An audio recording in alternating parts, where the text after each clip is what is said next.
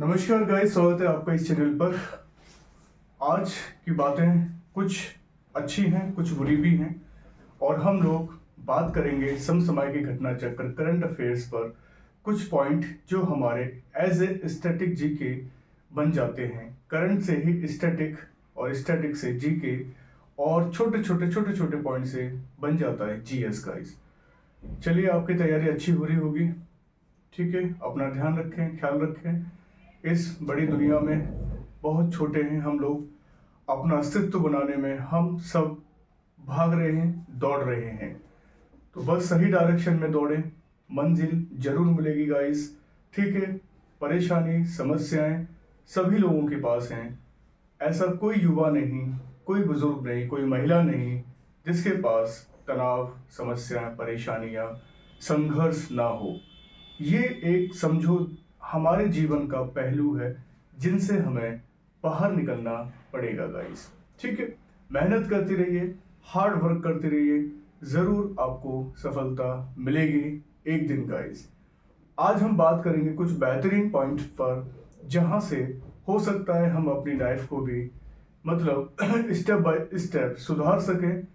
और current affair जितना भी जीएस करंट अफेयर होता है वो सब हमारे जीवन से संबंधित ही घटनाएं होती हैं और उनको हम अपने जीवन में उतार सकते हैं और आसपास के माहौल और हम अपने युवाओं को अवेयर भी कर सकते हैं।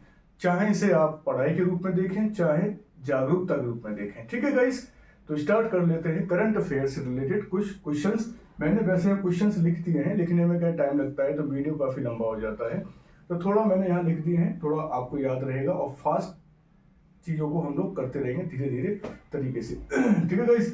इंटरनेशनल सोलर अलायंस, पहला क्वेश्चन आ रहा है इंटरनेशनल सोलर अलायंस। अब देखिए इंटरनेशनल सोलर अलायंस, पूरे संसार में इंटरनेशनल हेडक्वार्टर बहुत है, हर जगह है, लेकिन भारत में कोई भी हेडक्वार्टर नहीं है इंटरनेशनल का, सिर्फ एक को छोड़कर, वो है इंटरनेशनल सोलर ऑर्गेनाइजेशन ISA।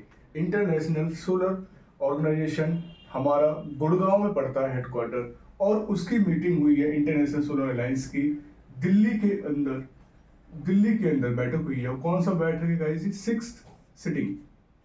कौन सी बैठक है? 6th सिटिंग, याद रखना।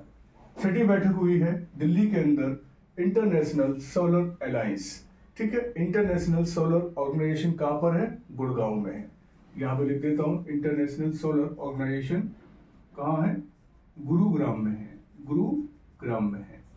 एक ही इंटरनेशनल हेडक्वार्टर है, वो गुड़गांव में है, ठीक है गाइस, तो याद रखना है। और छठी बैठक कहाँ हुई है? दिल्ली के अंदर हुई है। क्यों? किस पर फोकस करना है?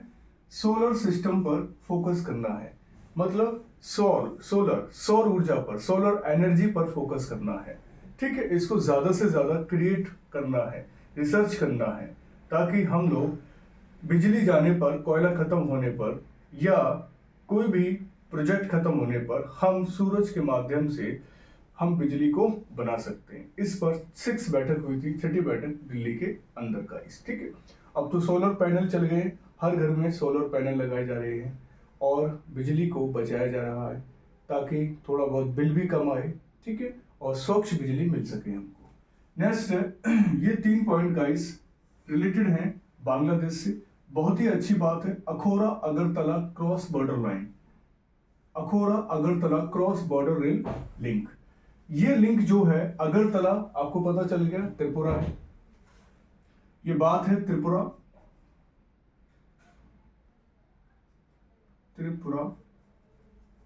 और ये है बांग्लादेश। अखोरा बांग्लादेश में है और अगरतला त्रिपुरा कैपिटल अगरतला। ये इन दोनों बीच में रेल लिंक बनाया गया है। इंपोर्टेंट है, पहला पूर्वोत्तर भारत का पहला रेल लिंक बांग्लादेश के साथ शेयर किया है भारत सरकार ने, और कल ही शेख हसीना और प्राइम मिनिस्टर मोदी जी के बीच में ये 3 प्रोजेक्ट पर काम किया है। मतलब इन 3 प्रोजेक्ट पर पैसा लगाने वाला भारत देश रहा है गाइस। भारत देश ने ये सारी चीजें करके बांग्लादेश के अंदर हमारा कनेक्टिविटी इंडिया से बैठा दिया है। जैसे अगर बात करूं, ये नॉर्थ ईस्ट है इस तरह से, ठीक है। मैं और थोड़ा बना देता हूं, ये है त्रिपुरा,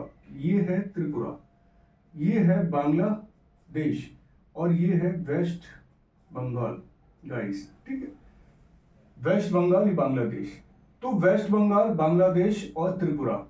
त्रिपुरा से पहले हम लोग कैसे जाते थे अगर हमें अखोड़ा जाना है, मतलब बांग्लादेश जाना है, तो हम लोग घूम के जाते थे, ठीक है, ऐसे करके ऐसे जाते थे। अब हम डायरेक्ट त्रिपुरा जा सकते हैं क्योंकि त्रिपुरा नजदीक पड़ता है, बांग्लादेश के बहुत नजदीक है, ठीक है। तो बांग्लादेश से त्रिपुरा की लाइन, रेलवे लाइन खींची गई है जो नॉर्थ ईस्ट की सबसे बड़ी पहली है। याद रखना, याद रखना, नॉर्थ ईस्ट की फर्स्ट रेल लिंक है, ये रेल लिंक है गाइस। और ग्रेट बात है कि हम जल्दी बांग्लादेश और त्रिपुरा या इंडिया के बीच में, मतलब एक तरह से ट्रेड व्यापार कर सकने में समर्थ होंगे, ठीक है। याद रखना है, ये प्रोजेक्ट कामयाब हो चुका है और कल ही इसकी उद्घाटन हो गया है।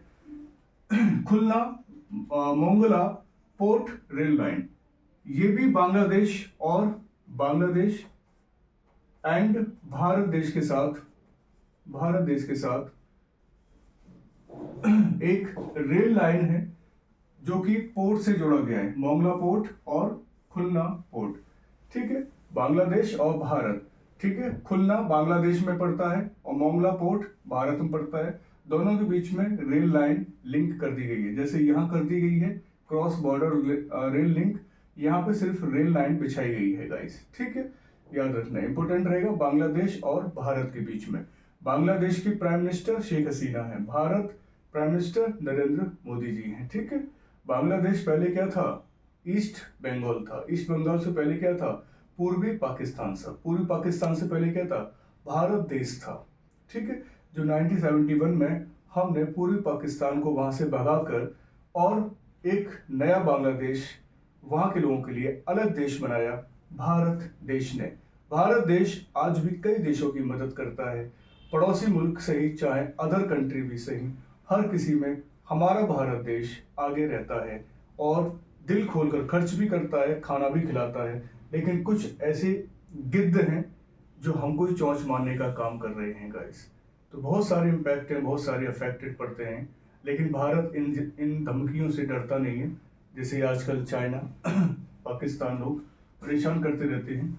नेक्स्ट है मैत्री सुपर थर्मल पावर। अब देखिए मैत्री सुपर थर्मल पावर प्लांट, अब थर्मल पावर प्लांट आ गया, समझ लेना आप क्या है, ठीक है। वही एनर्जी से संबंधित है। अब एनर्जी पे भी काम करेंगे हम लोग, और ये कौन डेवलप कर रहा है गाइस? तो आप बता सकते हैं भेल डेवलप कर रहा है इसको, ठीक है। भारत एनर्जी लिमिटेड, ये एक्चुअली डेवलप हो रहा है बांग्लादेश के अंदर ही। ये तीनों घटनाएं बांग्लादेश के अंदर हो रही हैं, बस भारत वहां पर खर्च कर रहा है। बांग्लादेश एंड भारत, ठीक है। इंपोर्टेंट पॉइंट्स हैं, एनर्जी पर फोकस है, यहाँ पर ऊर्जा होगी तो क्या बनेगी? इससे बिजली, इलेक्ट्रिसिटी बढ़ेगी यहाँ से।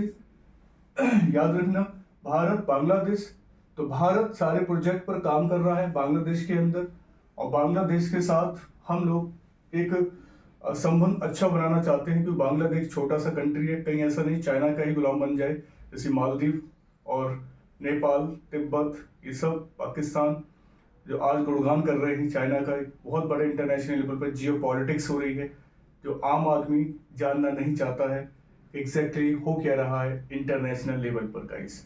इसलिए बांग्लादेश को हम लुभाने की कोशिश कर रहे हैं। ये प्रोजेक्ट तो पूरी तरह से चाइना भी दे चुका है ऑफर में बांग्लादेश को, लेकिन बांग्लादेश क्या है, पूरी तरह से बाउंड्री से घिरा हुआ है, किससे?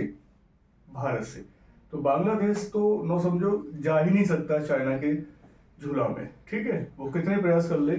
और बांग्लादेश की जो बाउंड्री है 4096 किलोमीटर, ये सब इंपोर्टेंट पॉइंट्स हैं सारे के सारे गाइस, ठीक है। आपको हंसते मुस्कुराते हुए पढ़ लेना है अच्छी तरह से, ठीक है। आराम से नॉलेज लीजिए घर बैठ के आराम से, ठीक है। तो 4096 किलोमीटर की बाउंड्री टच कर रहा है बांग्लादेश भारत के साथ, बहुत लंबी बाउंड्री है। पूछा भी जाता है कि सबसे ज्यादा बाउंड्री भारत किस देश के साथ शेयर करता है, तो आप लगा देंगे आंसर, बांग्लादेश के साथ शेयर करता है गाइस, ठीक है। याद रखना है यहाँ पर बहुत सारे पॉइंट बताने को है, लेकिन हम लोग सिर्फ सेलेक्टिव पॉइंट पे बात कर रहे हैं। मैं इसमें से सारे कंटेंट निकाल के आपको बता रहा हूँ सारी चीजें, ठीक है गाइस। तो याद रखना ये भी हमने ऊर्जा मतलब बिजली से संबंधित प्रोजेक्ट शुरू किया है बांग्लादेश के अंदर, यूनिट सेकंड वाला। नेक्स्ट गाइस, अब देखिए सबसे ज्यादा प्रॉब्लम क्या आ रही है आपको पता है, भारत देश में डेंगू के पेशेंट लगातार बढ़ते जा रहे हैं। इस पर उत्तर प्रदेश के high court, Allahabad high court, Prayagraj high court ने संज्ञान लिया है और सरकार से रिपोर्ट भी मांगी है कि आपकी सरकार कैसे काम कर रही है, कौन से डॉक्यूमेंट है, कौन सी फाइल है, क्या प्रोजेक्ट है आपका, वो हमें दिखाइए, कैसे आप निपटेंगे इस महामारी से, डेंगू से। गाइस, उत्तर प्रदेश और बिहार आजकल बहुत परेशान चल रहे हैं। जो ये रिपोर्ट है डेंगू पेशेंट 2018 से 23 में लगभग गाइस देखिए 608% की वृद्धि हुई है, जो इनक्रेडिबल है। 608%, मतलब ये सबसे ज्यादा अफेक्ट किया है बिहार को। यहाँ पर बिहार जो राज्य है वहां पर 608% की वृद्धि देखी गई है। किसकी? डेंगू पेशेंट की। बिहार सरकार को भी नोटिस तलब किया गया है और उत्तर प्रदेश सरकार को भी नोटिस तलब किया गया है। बहुत सारे पॉइंट्स है कि डेंगू कैसे फैलता है, मैं आपको बता दूंगा, बहुत सारे पॉइंट है। अब देखिए बरसात का महीना, मानसून आया कि नहीं आया ये तो अब समय के अनुसार है मौसम के अनुसार होता है। पहले मानसून जुलाई अगस्त में आ जाता था, लेकिन इतनी बारिश आजकल नहीं हो रही है। जुलाई अगस्त छोड़ो, अब अक्टूबर में भी दिखने को नहीं मिला, कुछ भी नहीं दिखा कि मानसून आ रहा है कि नहीं आ रहा है। बस ठंड शुरू हो चुकी है। जैसे ही ठंड शुरू हुई तो ह्यूमिडिटी बढ़ी, नमी बढ़ी, और नमी में क्या हुए, मच्छर बाहर निकलने शुरू हो गए। गर्मी में मच्छर तो गायब हो जाते हैं क्योंकि उनका शरीर कैसा है, दुबला पतला है, जल जाता है। इसलिए ज्यादा से ज्यादा ये नमी में बाहर निकलते हैं। जहां पानी गड्ढों में भरा रहता है वहां बाहर निकलते हैं, जहाँ पानी कहीं स्टोर रहता है वहां मतलब ये पनप जाते हैं। इसलिए ये एक तरह से नमी में पनपे जाते मच्छर हैं, जहां पर बड़े बड़े मच्छर जो होते हैं वो डेंगू फैलाते हैं। डेंगू पेशेंट मतलब बन जाते हैं, उनके अंदर अपना एक जहर छोड़ देते हैं। सेरोटाइप टाइप का एक वायरस होता है, तो वो होता है, जैसे मैं लिख दिया यहाँ पर, फ्लेविरिड परिवार के एक वायरस सोरोटाइप के कारण, जनरल साइंस का क्वेश्चन बन सकता है, ठीक है। डेंगू पेशेंट क्रिएट हो रहे हैं इसके कारण, फ्लेविरिड परिवार के एक वायरस सेरोटाइप के कारण, जिसका जीवन देखिए 10 दिन की लाइफ लाइन है, 10 दिन की लाइफ लाइन है इस वायरस की। और गंभीर संक्रमण के कारण फीवर बहुत ज्यादा हो जाता है। फीवर होने से लंग्स वगैरह, लिवर वगैरह पे भी इफेक्ट पड़ता है, ठीक है। अब देखिए इस वायरस से लगभग दुनिया के कितने लोग अफेक्टेड हैं, 3 बिलियन पीपल अफेक्टेड है गाइस। बहुत बड़ी बात है कि 3 बिलियन पीपल अफेक्टेड हैं पूरी दुनिया के अंदर। और जो फर्क पड़ता है, लिवर और लंग्स को ज्यादा अफेक्ट करता है ये वायरस। तो डेंगू बहुत ज्यादा इंडिया के अंदर, पूरे वर्ल्ड में भी चपेट में है, लेकिन सबसे ज्यादा भारत देश में दिखाया गया है इसका मतलब एक तरह से प्रभाव। तो इससे निपटने के लिए हमें बहुत सारी चीजें हैं जिसका यूज करना चाहिए। सबसे ज्यादा क्या है, अपना साफ सफाई पे ध्यान दीजिए। जहां पानी स्टोर है वहां पर स्टोर मत रहने दीजिए परमानेंट। कहीं भी कैसे भी किसी भी जगह आपको लगता है तो वहां पर क्या साफ सफाई रखना बहुत जरूरी है गाइस, ठीक है। साथ में सोते समय आप मॉस्किटो वो जाल ले सकते हैं, जिसे हम कह सकते हैं मच्छरदानी टाइप का, तो मच्छरदानी आप यूज कर सकते हो, ठीक है, ना कि केमिकल वाले ऑल आउट वगैरह, क्योंकि ऑल आउट क्या बहुत ज्यादा गंदी और वैसी स्मेल छोड़ते हैं जो हमारे लंग्स में जाकर मतलब टकराते हैं। वो भी एक तरह से केमिकल है और मतलब एक पॉल्यूटेंट मान सकते हैं आप। तो सबसे अच्छा क्या है, मॉस्किटो एक वो ले लो, मच्छरदानी वगैरह। तो मच्छरदानी लेकर अपना सो जाओ, आराम से नींद लो गाइस। यही सबसे अच्छा क्या है रास्ता है, और कोई रास्ता तो है नहीं है। बाकी केमिकल लगा लगा के कितना करोगे घरों में, वैसे ही क्या समस्या ज्यादा है, पॉल्यूशन बढ़ रहा है हम, और उससे हम पॉल्यूशन बढ़ाएंगे, ठीक है। तो जो हमारे डेंगू पेशेंट है वो अपना ध्यान रखें। प्लेटलेट्स की संख्या गिर जाती है, हालत खराब हो जाती है और इंसान चला जाता है। इसलिए अपने आप को अच्छा खाएं, डाइट प्लान अच्छा रखें, साफ सफाई रखें, वही आपका बेहतर जीवन होगा, क्योंकि आगे बहुत सारी बीमारियां हैं वो देखने को आपको मिलेंगी। अब नेक्स्ट देखिए, हम बात कर रहे हैं एयर पॉल्यूशन की गाइस। नेक्स्ट पॉइंट आ रहा है एयर पॉल्यूशन। ये सब हमारे इंपोर्टेंट पॉइंट्स हैं, याद रखना है। कौन से वायरस से डेंगू फैल रहा है, सबसे ज़्यादा टॉपिक चल रहा है डेंगू का, तो याद रखना फ्लेविरिड फैमिली है, उसका एक वायरस है सेरोटाइप, उसके बारे में थोड़ा मैंने बता दिया है, किसको अफेक्ट करेगा, क्या लाइफ लाइन है, याद रखना है, ठीक है। साफ सफाई को मैंने बता दिया है, और सबसे ज़्यादा कहाँ है, बिहार में है, फिर उत्तर प्रदेश में है, ठीक है। एयर पॉल्यूशन के कारण भारतीयों की जीवन प्रत्याशा, मतलब जो लाइफ एक्सपेक्टेंसी वो क्या हुआ है, घटी है यार। औसतन कितने वर्ष घटी है इंडिया के अंदर, 5.3 वर्ष कम हुई है। और ये शिकागो के ऊर्जा नीति संस्थान की बात है। ये रिपोर्ट किसने दी है, शिकागो यूनिवर्सिटी के एनर्जी पॉलिसी इंस्टीट्यूट की है, याद रखना, एनर्जी पॉलिसी इंस्टीट्यूट की है। शिकागो यूनिवर्सिटी में एक संस्थान है, एक इंस्टीट्यूट है एनर्जी पॉलिसी, उसने रिपोर्ट जारी की है कि भारतीयों का जीवन जो लाइफ एक्सपेक्टेंसी है वो लगभग 5.3 वर्ष कम हो चुकी है। किसकी वजह से, एयर पॉल्यूशन की वजह से। अब देखो सबसे ज्यादा लोग कहाँ खत्म हो रहे हैं, दिल्ली में, दिल्ली और एनसीआर में 11.9 वर्ष। अब आप देख लीजिए 11.9 वर्ष, मतलब लगभग आप मान सकते हैं 12 वर्ष मान लो 12 वर्ष उम्र कम हो रही है यहाँ के लोगों की, दिल्ली और दिल्ली एनसीआर के लोगों की एयर पॉल्यूशन की वजह से। आपको लगता नहीं है, आम आदमियों को कतई फील नहीं होता कि उनकी आयु घट रही है या बढ़ रही है। उनको बस क्या चाहिए, प्रेजेंट टाइम में जो मिल जाए वो खा जाते हैं, और जहाँ रह रहे हैं वहाँ लंबी लंबी सांसें ले लेते हैं, जो लंबी लंबी बढ़िया बढ़िया दवाई खाते हैं, बड़े बड़े तरह के डॉक्टर से दिखाते हैं, और वो यूँ समझो पूरी तरह से उनका बॉडी अफेक्टेड हो जाता है। वैसे ही वो एयर पॉल्यूशन का शिकार है। बाकी उसको खत्म करने के लिए और तरह तरह के क्या करता है, टैबलेट्स, मेडिसिन, सिरप, पूरा बॉडी क्या तरह से अफेक्टेड हो जाता है। तो वो तरह से ये रिपोर्ट मेरी नहीं है, खुद शिकागो यूनिवर्सिटी के ऊर्जा नीति संस्थान की है, जहां पर दिल्ली में सबसे ज्यादा, भारत में दिल्ली एक ऐसा प्लेस है, दिल्ली और दिल्ली एनसीआर आसपास के, जहां पर लगभग 12 वर्ष लोगों की आयु कम होती दिखाई दे रही है। मतलब जहां जीवन प्रत्याशा, हमारी जो लाइफ एक्सपेक्टेंसी है वो लगभग 65 ईयर्स है आज की डेट में। अब 65 साल में से आप 12 वर्ष कम कर दो, उतनी आयु तक इंसान यहाँ जीवित रह पाएगा। क्यों, क्योंकि एयर पॉल्यूशन की जो समस्या है वो हर बार होती है, एक बार की समस्या नहीं है ये। हर बार, हर साल, हर 6 महीने बाद एयर पॉल्यूशन का कोई ना कोई लफड़ा रहता है। और इस पर भारत सरकार या वहां की दिल्ली सरकार कर क्या रही है कोई पता नहीं। लोगों के जीवन से खिलवाड़ किया जा रहा है। हॉस्पिटल बिल्कुल फुली है, कोई भी मतलब सीट खाली नहीं है। अभी देखिए, आप आम आदमी छोड़िए, सांसद के एक बेटे, बीजेपी का सांसद, करता हुआ सांसद था फॉर्मर, उसके बेटे को बेड नहीं मिल पाया लखनऊ में, और बेड ना मिलने के कारण उसके बेटे की मौत हो जाती है। सोचें आप, एक नेता जो बीजेपी का सांसद रह चुका है, वो अपने बेटों को नहीं बचा पाया, तो आम आदमी की गारंटी लेते हैं आप? बताइए, पूरे भारत देश में आम आदमी बेचारे 2 वक्त की रोटी नहीं खा पा रहे, नसीब नहीं मिल पा रही है। हम बात कर रहे हैं कि उनको अच्छा इलाज मिल पाएगा। एक नेता अपने बच्चे का अच्छा इलाज नहीं कर पा रहा है। तो ये तो यहाँ पर हालत है। 10,000 पेशेंट पे तो एक डॉक्टर निर्धारित किया गया है। कैसे होगा बताइए? जहां 1 लाख केस हैं न्यायालय में, वहां 1 जज है, कैसे होगा? बहुत गंभीर समस्याएं हैं। मैं यहाँ पर थ्योरी बताने नहीं आया ना, फिर आप कहेंगे सर इतनी सारा लेक्चर लंबा हो जाता है। मैं तो बस आपको बता रहा हूँ गाइस कि हालात टस से मस नहीं हो रहे और बढ़ते जा रहे हैं ऊपर। ठीक है, हालत बहुत ज्यादा गंभीर होते जा रहे हैं। सीरियस कैटेगरी में हर आदमी जी रहा है। बहुत तो शुक्र है कि थोड़े बहुत किसी के पास पैसे हैं, वो 2 वक्त की रोटी, फल फ्रूट, खाना पाना खा लेता है, लेकिन सुकून भी उसकी लाइफ में नहीं है। पैसा कोई सुकून नहीं देता है, सेटिस्फेक्शन नहीं देता है, और ज्यादा समस्याएं गंभीर में चला जाता है इंसान। तो बहुत ज्यादा हालत खराब है एयर पॉल्यूशन के कारण।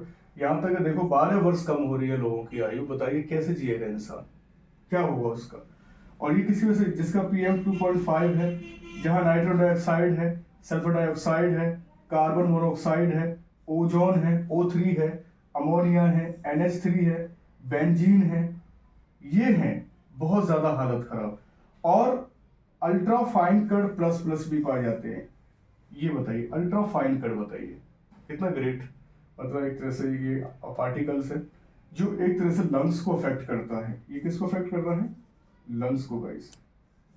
और इसी से ही एयर पॉल्यूशन से कई सारी बीमारियां क्रिएट हो जाती हैं। अस्थमा की बीमारी हो जाती है, और आपकी डायबिटिक हो जाती है, आपके अंदर टीबी हो जाएगी, काली खांसी हो जाएगी, हैजा हो जाएगा, टाइफाइड हो जाएगा, मैक्सिमम चीजें मतलब बीमारी जो हम कह सकते हैं वो सब किस में घुली मिली हैं, एयर में ही घुली मिली हैं। हमारे अंदर बॉडी के अंदर क्या जाती है, एयर जाता है, पानी जाता है, सबसे ज्यादा एयर और पानी ले रहे हैं हमारी बॉडी। अगर वही शुद्ध नहीं होगा तो फिर आप समझिए क्या होगा हमारे शरीर का। तो ये रिपोर्ट है गाइस, मैंने बता दिया है। अब देखिए 2022 में वर्ल्ड के 50 शहरों में, देखिए आप खुद देखिए रिपोर्ट, 2022 में वर्ल्ड के 50 दूषित शहरों में भारत से ही कितने शहर हैं, 39। ग्रेट बात है गाइस, ये आप देख लीजिए, इंडिया से ही, भारत से 50 पूरी दुनिया के शहरों को इंडिकेट किया गया, जिसमें भारत से ही 39 शहरों को सांकेतिक संकेत में रखा गया है। अब बताइए 39 शहर जहां पर एयर पॉल्यूशन मैक्सिमम पाया जा रहा है, जो मेट्रोपॉलिटन सिटीज हैं वो सारे के सारे 39 शहरों में आ जाएंगे। लेकिन सबसे ज्यादा भारत में जो हालात खराब है वो दिल्ली एनसीआर के आसपास के इलाकों की ज्यादा खराब है। यहाँ के लोग, यहाँ के हॉस्पिटल्स, दुनिया में कितने हॉस्पिटल कहीं नहीं है जितने नॉर्थ कैंपस में, इंडिया के नॉर्थ कैंपस में हॉस्पिटलों की भरमार है। गली गली में क्लिनिक है, गली गली में डॉक्टर, कंपाउंडर खोले गए हैं। ये इंस्टीट्यूट हमारे लिए गंभीर खतरा पैदा करते हैं। कैसी दवाई खिला रहे हैं कोई पता नहीं, क्योंकि जानकारी आम आदमी नहीं रख पाता है। रैपर पर पता नहीं क्या क्या लिखा रहता है दवाइयों के बारे में, अफेक्ट कुछ और करती है, कुछ और फीचर्स बताए जाते हैं। इसलिए सरकार ने भी सोचा है कि बार कोड रखा जाए। अब बार कोड को स्कैन करो, उस दवाई की सारी इंफॉर्मेशन बार कोड के द्वारा ही पता चल जाती है।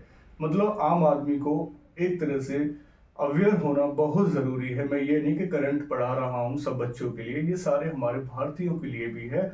चीजों को समझे और अपने आप को अपडेट करें, अपने आप को बचाएं, अपने संसार को बचाएं। ये हमारे लिए बहुत ही ज्यादा जरूरी है।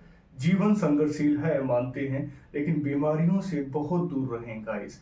अगर शरीर में कोई बीमारी हो जाती है तो यूं समझो सारा पैसा रखा रह जाता है। अगर शरीर खराब होता है तो कुछ भी अच्छा नहीं लगता इस दुनिया में।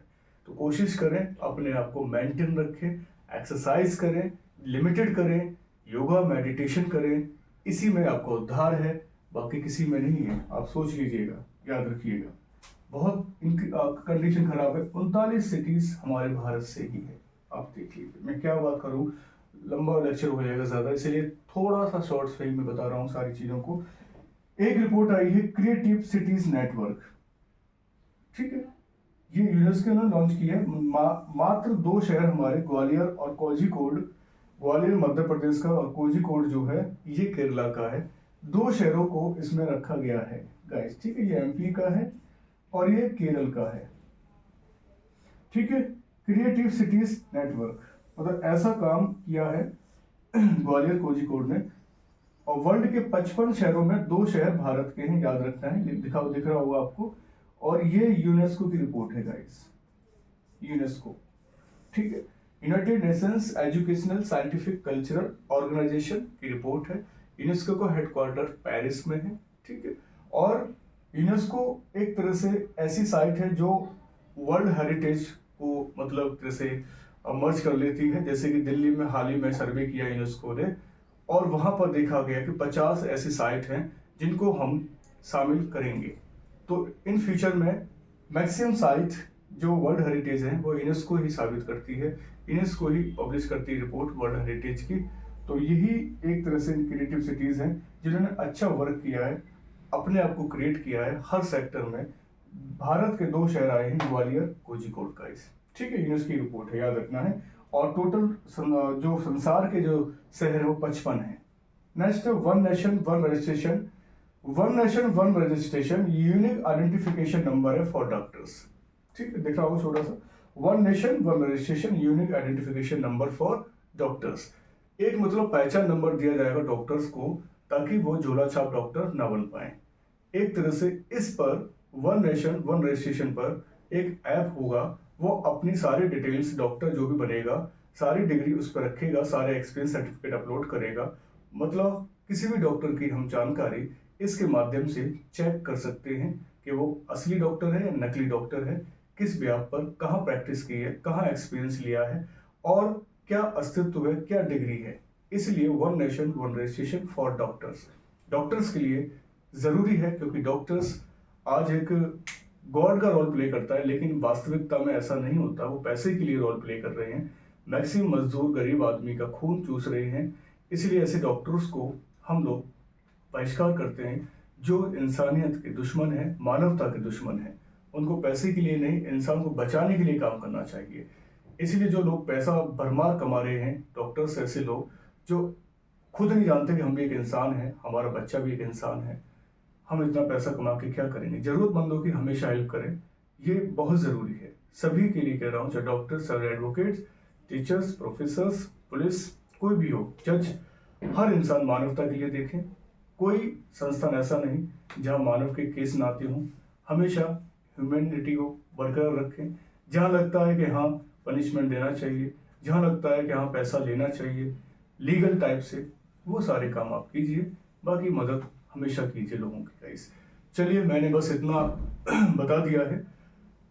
और ये करंट अफेयर्स हमारे इंपोर्टेंट फैक्ट रहेंगे, ठीक है। अपना ध्यान रखना और पढ़ते रहना है। बहुत सारी समस्या हैं, बात करने का तो मन करता रहता है कि मैं आपको 1 घंटे तक पढ़ाता रहूं, बातचीत करता रहूं। स्पीच के द्वारा मैक्सिमम चीज़ें हम लोग मतलब देना चाहते हैं, लेकिन हम सिर्फ शॉर्ट और सेलेक्टेड चीज़ें आपको ही देना चाहते हैं, क्योंकि इंपॉर्टेंट फैक्ट कहाँ पर बन रहे हैं वो सारी चीज़ें हम लोग आपसे शेयर करना चाहते हैं गाइस, ठीक है।